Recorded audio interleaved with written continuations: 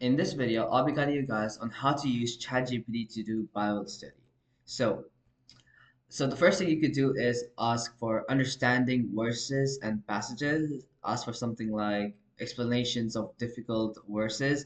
For example, you could say, "What does John 3:16 mean?" Right? And ChatGPT will explain you what it means, and you can have a read at it. And if you don't understand anything, it'll explain you in more detail. Okay. Now, more than that, it can also help compare different translations of a verse. For example, show me Psalm 23:1 in KJV, NIV, and ESV. Right. So you'll just have it go write that, and it'll give you the comparison between them in those three types.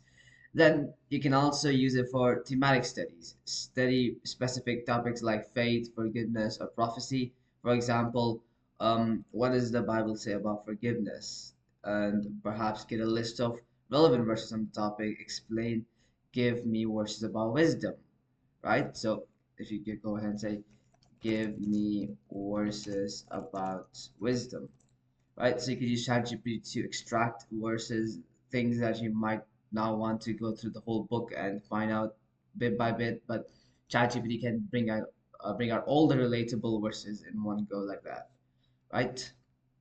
And then it can also help in devotional and mediation help. Give help summarizing a daily devotional, or perhaps ask for a short prayer based on a Bible verse. Example, give me a prayer based on Philippians, right? Then, the next thing you can also do is study plans and guides. You could create a Bible reading plan.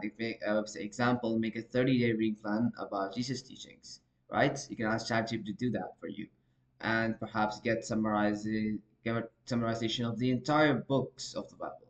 Explain. Example, summarize the book of Romans, right?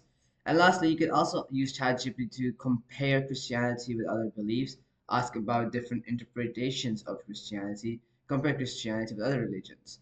You can ask ChatGPT to do all this kind of stuff for you, right? So I hope this video helps you guys out, and that'll be it for today, and I'll be seeing you guys next time. Peace out.